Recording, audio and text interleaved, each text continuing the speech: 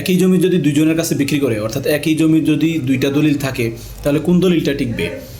অনেকেই বলে ফেলে যে প্রথম দলিলটা টিকবে। আসলে এখানে দলিলটা কোন দলিল টিকবে সেটা নির্ভর করে দলিলের সম্পাদনের তারিখের ওপর। প্রথম দলিলটা টিকতে পারে, দ্বিতীয় দলিলটা টিকতে পারে। এমনও হতে পারে যে একটা দলিল পরে রেজিস্ট্রেশন হওয়া সত্ত্বেও সম্পাদনের তারিখটা আগে হওয়ার কারণে ওই দলিলটাই টিকে যাবে। এখন সম্পাদনের তারিখটা কি? দলিলে 10 নম্বর কলামে সম্পাদনের তারিখ বলে একটা অপশন থাকে। সম্পাদনের মানে হচ্ছে যেদিন দাতা গ্রহীতা দুজন সাক্ষীর সম্মুখে ওই দলিলে স্বাক্ষর করেন, সাধারণত সেটাকেই সম্পাদন বোঝানো হয়। এই সম্পাদনের 3 মাসের মধ্যে কিন্তু দলিল রেজিস্ট্রেশন করতে হয়। এমনকি জরিমানা সাপেক্ষে 7 মাসের মধ্যে রেজিস্ট্রেশনের সুযোগ রয়েছে।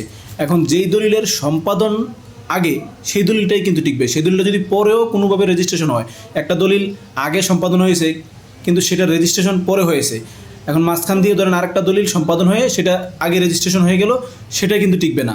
তাই ঢালাওভাবে বলার সুযোগ নেই যে যে দলিলটি আগে রেজিস্ট্রি হয়েছে বা যে দলিলটি আগের নাম্বার আগে সেটাই টিকে যাবে, সেটা বলা যাবে না। যেমন আমি যদি দুইটা দলিলের কথা বলি, যে প্রথম দলিলটি নাম্বার ধরেন 500 আর দ্বিতীয় দলিলের নাম্বার হচ্ছে 600। প্রথম দলিলের সম্পাদনের তারিখ 30/3/2026, দ্বিতীয় দলিলের সম্পাদনের তারিখ 1/3/2026, অর্থাৎ দ্বিতীয় দলিলটার সম্পাদনটা আগে হয়েছে। কিন্তু রেজিস্ট্রির তারিখ দেখেন প্রথম দলিলটার ক্ষেত্রে 31/3/2026, আর দ্বিতীয় দলিলটির রেজিস্ট্রির তারিখ 1/5/2026, অর্থাৎ দ্বিতীয় দলিলটা রেজিস্ট্রেশন পরে হয়েছে কিন্তু সম্পাদন আগে। প্রথম দলিলটার সম্পাদনের তারিখ 30/3/2026, কিন্তু দ্বিতীয় দলিলের সম্পাদনের তারিখ 1/3/2026, কিন্তু দ্বিতীয় দলিলটা রেজিস্ট্রেশন পরে হয়েছে, এই জন্য দ্বিতীয় দলিলটির নাম্বারটা বড় 600।